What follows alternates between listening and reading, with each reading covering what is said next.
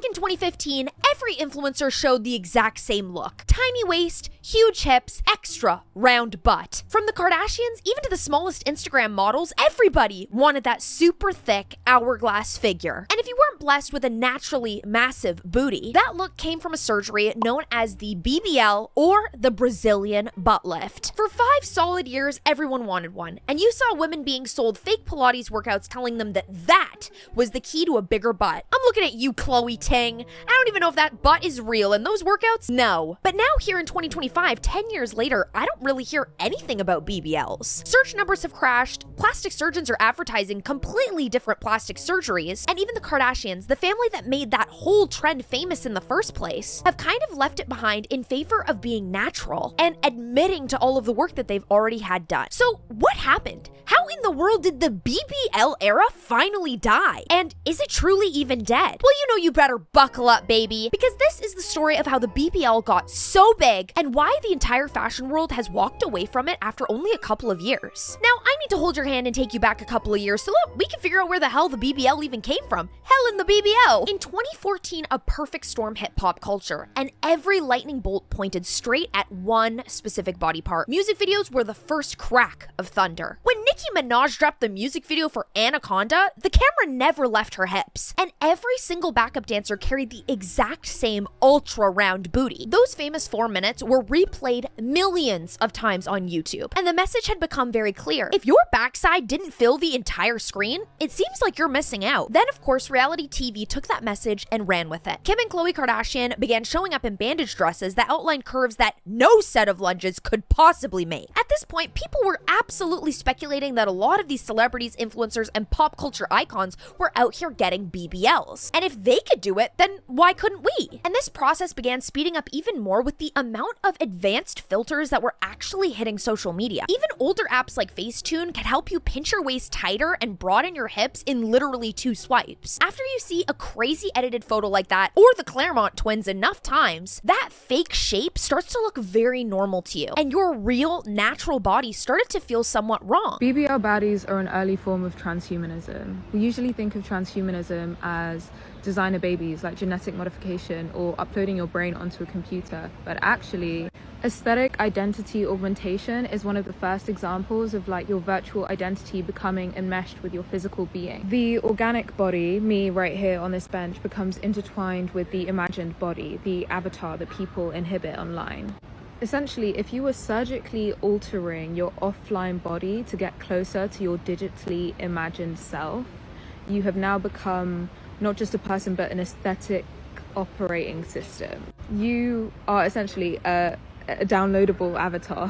No, I'm sorry, but she absolutely 789 that up. She ate that up. Like, that's exactly true. I think we became so incredibly obsessed with this idea of what we could be that the BBL is one of those early examples of showing us, like, you can kind of create your filtered image in real life, even though that is absolutely insane. I didn't know that was called transhumanization. Example, the Claremont twins are IRL, IMVU characters. 100%. They don't even look real. They look animated to me. Like, they don't even look like real women. Sorry, girls. They are real. I know they're real women. And I remember the original images of them, and they were always gorgeous. But they look like a cartoon to me now. Like, and I'm sure to them, they look normal, maybe. I don't know. I have a crazy theory about this, and it relates back to Kanye's brief affair that went under the radar with Amanda Lepore after he got with Kim. Like, on some psychosexual stuff, he was obsessed with this very thing of transhumanism, and he and she architected the ubiquity of BBLism today. Also, see Kris and Kim on Keeping Up with the Kardashians commenting in passing on his weird preoccupation with Caitlyn Jenner. Wait, Kris is totally BBL'd up. Like, she definitely was at that one point. A plastic surgeon spoke about his clients doing operations not because they find themselves looking bad in real life, but because they want to look good online. Not only that, they want to look like their online version of themselves. Like, if you can pinch and snatch that waist, how many girls are like, take me this filtered image and make me her? That's so weird. Did you know that when you see these models with BBLs on sites like Fashion Nova and their bodies are extremely exaggerated and everybody's like, why you got these models wearing that? You know, my body don't look like that. Do you know that people order from those models more than a regular model? Do you know that women psychologically are drawn to the BBL aesthetic, even though we may know that our bodies do not look anything like that, because it's the cognitive dissonance that we believe that You know, we order that dress that's on Jody Joe. Her body is exaggerated hourglass shape. We know we shaped like a damn can of Coke, not a bottle of Coke. We ordering it. We know we don't look like that, but we just, you know, there's that little part in the brain that goes, well, maybe if I buy it and I put it on, I'm gonna look like that. Cognitive dissonance. This is why BBLs are perpetuated through media. This is why, because the self-esteem is not where it needs to be with women. The way we love ourselves is not what it needs to be. And I do not have a BBL. I do not condone BBLs. Everybody talking about how a BBL stinks. I'm like, a BBL can kill you. How about that?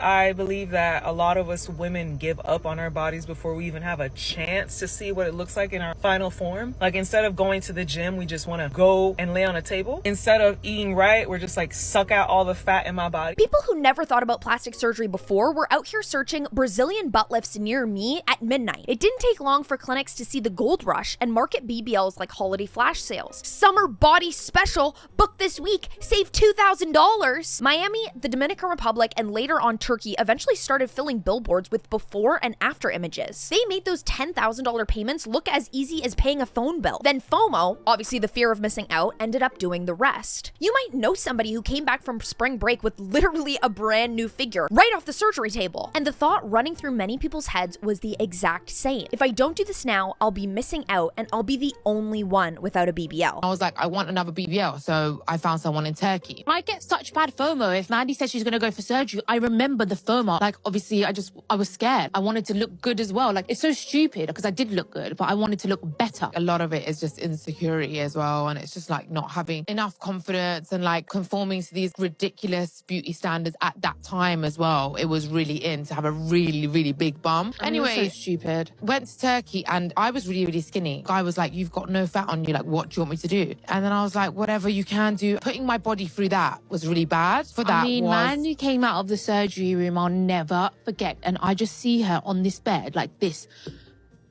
like shaking like that on the bed. And then she was like screaming and vomiting. It was like the most horrific scene. It was an absolute nightmare. Blood all over this bed. Okay, the blood is where I draw the line, ladies and gentlemen. That is more than I needed to know. But I think they made it very clear how incredibly popular it was at that time. I remember it so clearly. 2015, 2016, 2017, literally all the way up until maybe 2020, you could not get away from BBLs. You couldn't get away from even like sneaky deaky BBLs. Like girls that definitely you wouldn't think would have a BBL, but were shaped exactly how you wanted to be shaped. It was just the very popular thing. And I think I mention this all the time. I think these trends really came out when I was a very impressionable young adult. I remember being 18. I was living in Toronto at the time.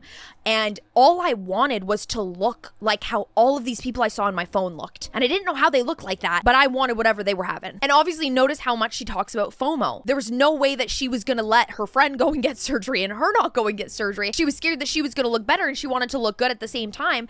And that's like friend FOMO, but people also experience FOMO through their phones. At that point, everywhere you looked, you saw your friends posting tweaked photos, not tweaked, like we're tweaking out, like tweaked photos on Facebook or Instagram, and you'd start to notice that those photos started getting more likes, and maybe even your friends were becoming somewhat Instagram famous. And those likes start working like a scoreboard. In 2018, numbers proved the hype. International health surveys listed the BBL as the fastest growing cosmetic surgery on earth. TikTok routines, Fashion Nova ads, and rapper lyrics all locked arms and marched in the same direction towards an hourglass figure that a lot of women didn't naturally own. I don't remember the last time I looked in the mirror and actually thought I looked good. I literally live in regrets every single day. If you were thinking about getting a BBL, if you're thinking about getting a BBL, I'm here to tell you, please don't. It'll ruin your whole fucking life. It's ruined mine. I literally hate my body. There's not a photo I like. I fucking hate every single photo my partner takes of me. I hate every single video. I hate standing in front of the camera. I hate looking on Reddit of everyone talking about my stomach and how it looks like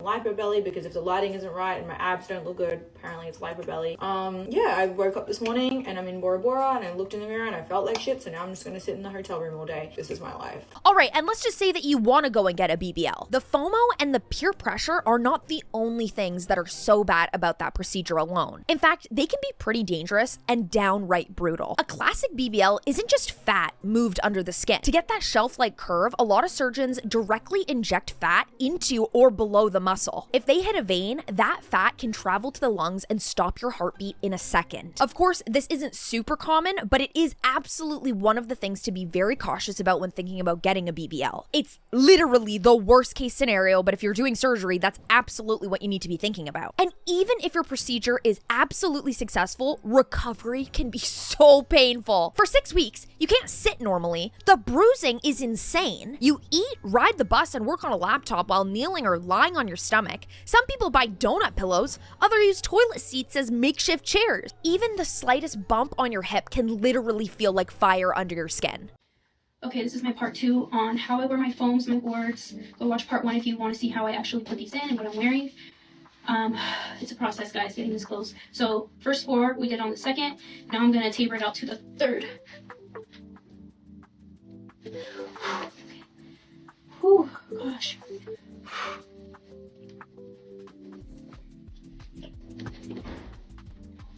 Scared me. Did you guys hear the wind? Okay, got it. God, I need help. It's so hard to get your file on by yourself, but right now I don't have no help, so. And don't even get me started on the fabled BBL smell. Cause yes, they actually have a smell. Do you want to have a stinky butt? Cause I don't. Just because I wasn't afraid to get on here and say my BBL smelled like dumpster juice and y'all are, don't make me the villain. This is the ongoing fascinating saga of a woman whose BBL stank. So in part 1, I was telling y'all how my sit down air was stinking real bad. And it got to the point to where I had to carry around a bottle of air freshener or a bottle of perfume. So how could a BBL cause somebody's sit-down air to stink really badly? Well, there are a number of possible causes. Obviously, cleanliness and hygiene may have something to do with it, especially if you've had a BBL and things aren't feeling the same down there. But also could be due to medical condition. Let's hear a little bit more from her. When I say that BBL really ruined my life, I even lost my boyfriend behind it. He was telling me the whole time, like, you're stinking real bad down there and I can't stomach it. It was the truth. It got to the point to where when I would get my laundry out of the dryer, it would still smell like that rat-eaten flesh. Now, if you've ever worked in healthcare, you know that the thing that smells the absolute worst, worse than anything, is rotten flesh. This is worse than the smell of somebody just not cleaning back there, and that's how she's describing this. But unfortunately, the people who watched her video did not like her explanation, and see what happened afterwards. I have a lot of women angry with me. They are reporting me. They're commenting nasty things. Although some people may have a hard time cleaning back there when their behind is so much larger, it doesn't sound like that's the case with her. Fat necrosis, where the fat dies, is a known complication of BBL surgery, and if that fat gets infected, it could smell badly and actually drain. Now, the only people who know what happened are the patient and her surgeon, so let's give her the final word. How I got my BBL surgically removed because my sit-down one was stinking real bad. BBL stink, do you hear me? And it's not coming from the vagina or the beehole. It's coming from the incisions that they cut to inject the fluid and the fat in your butt, okay? And even when the recovery time is used up, you still might be paying more and more fees in the future. Fat is a living tissue. A year later, some of it melts away, some of it grows if you gain weight, and the once smooth curve can turn lumpy. Fixing that means another surgery, more money, and more time sleeping on your face. And that $5,000 deal that you paid for doesn't include the compression garments, the flights that you might need to take if you need revision surgery, or even any of your blood tests, medications. And what's funny is thousands of women are paying to undergo this painful procedure, all for a beauty standard that women used to be shamed for a decade ago. Ladies, I want to know how many of us are regretting their BBLs.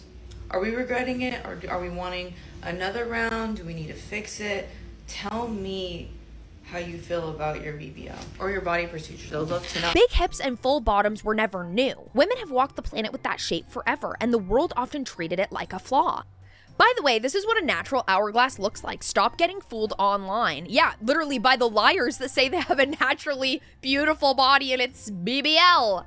It's boobs and BBL. I'm shaped like a toilet paper tube. Don't worry, me too. My first name is Caucasian and my last name is No Butt. Fashion labels cut pants so slim that natural curves had a hard time squeezing in, not a feature to show off. Magazines photoshopped hips smaller, office dress codes called the shape distracting, and jokes on TV used it as a punchline. Then the rich girls copied it. A famous reality TV family and some pop stars decided to go get surgery and get a double XL big booty backside, posted the results on Instagram, and the very next morning, that same body shape was renamed the new luxury. I've been very vocal about my dislike for the whole Kardashian brand, and it's actually the same reason why I dislike Drake so much. Kris Jenner is very, very smart. She's a very smart lady. And the Kardashian business model is very, very smart. I will not take that from them. The entire Kardashian brand is utilizing public relations. They took the reality TV model that we saw in the early 2000s and brought it into the social media age. But the issue is this reality that they're constructing isn't reality. It's all one big PR stunt all the time. There's nothing that the Kardashians do that is not intentional. There's no appearance, there's no controversy, there's no discussion that's had around them that is not intentional and manufactured. And that's all fine and good when it stays within the confines of a reality TV show. But it's bled so much into real life that it has real life implications to how our society is forming. Celebrities are for entertainment, not education, and it's scary how things like this can be so easily confused. It's funny because so much of what they do is so not safe, but the amount of women that are like, I want to look like them, but you don't realize that there was at one point like a 1 in 6,000 fatality rate when it came to a BBL, that like they were selling this body type that was so unnatural and so unattainable, but people still wanted it because they were selling it to you. They were using their products to sell it to you. Now, after all that, brands are rushing out with jeans with extra room, the curve line they call it. Workout programs promise that they could build a booty, and ads use the word curvy all over their billboards all the time. No one stopped to mention all the girls that have been curvy this entire time. Nobody sent them royalty checks for a body that they've lived with the entire time before this all became a trend. This is the pattern. A feature that an everyday woman gets teased for is borrowed by somebody wealthy, repackaged as fresh, and sold back to us for a crazy price. It happened with lip filler, and the BBL is just another round. And remember, beauty standards today now spin like a wheel. The second that ultra skinny bodies start to trend again, maybe with the help of Ozempic or any other future fads, curves will get pushed to the side, and the same magazines will preach a new diet cleanse by Friday. Some women end up paying tens of thousands of dollars literally for a surgery that could be out by the time that they've actually paid off the loan from the surgery, while naturally curvy women are getting ready for all the side eyes once this entire trend actually dies down again. The lesson is very simple but annoying. Beauty standards are made up, they move fast, and they usually start with somebody rich borrowing something that a regular person already had. Chasing that hamster wheel is expensive, painful, and frankly, kind of pointless. And right now in 2025, the trends are already changing. Even by 2022, the trends had already shifted drastically. The clean girl aesthetic with its slick bun, clear skin, simple gold hoops goes viral. Oversized blazers replace bandage dresses. While the world is ordering avocado toast and iced matcha, celebrities end up reversing their surgeries to go for a more natural look. Photos keep surfacing of Kim and Khloe Kardashian continuously looking smaller, and there are multiple reasons for why this might be. And at the exact same time, the weight loss drug Ozempic hits Hollywood, and it hits hard. All of a sudden, everyone wants to look skinny and effortless. The Pilates cult. Everything is aligned with being as little as possible, and this is totally a different trend compared to what it was a couple years ago. Now, it seems like the BBL look kind of looks too extra. I mean, if you're spending thousands of dollars trying to make your skincare and your makeup and procedures look as natural as possible, the BBL kind of ruins that effect because, girl, we know that it's not natural. I don't care how small and tiny and skinny BBL your BBL is, I know it's a BBL. Beauty magazines relabel this idea as fit and toned and natural. Instead of seeing a ton of workout videos promising to grow your butt in 10 days, you're getting Pilates princess workouts to look toned. Isn't it crazy how quickly that changes? It's been, what, a couple years? The hate comments pour in way faster than the likes when somebody posts an OG BBL video. So the algorithm kind of buries it. We now have more women talking about how absolutely stupid and ridiculous BBLs are instead of praising them. And while I don't think this will kill the BBL forever, it certainly unfortunately isn't at all as viral as it used to be. Well, at least for now. Thank you guys so much for watching today's video. Please throw it a big fat thumbs up and also comment down below if you enjoyed it. And also let me know, are you guys team BBL or team no BBL? I need to hear your opinion down below because I love all of your guys' amazing comments. If you enjoyed today's video, you can go ahead and click here to find out all about the science behind a BBL and how it is absolutely life-threatening. I dive so incredibly deep in this video and I know you will enjoy it. Or you guys can go ahead and click here to find out all about how the Kardashians are finally deciding to be all transparent about their surgeries, but just like ignoring the fact that they had a BBL. Nobody wants to admit to the BBL. I love you guys so much. You know I only make these videos because I love you and I truly want the best for you. I hope you have an amazing day or night or whenever you're watching, and I'll see you very soon.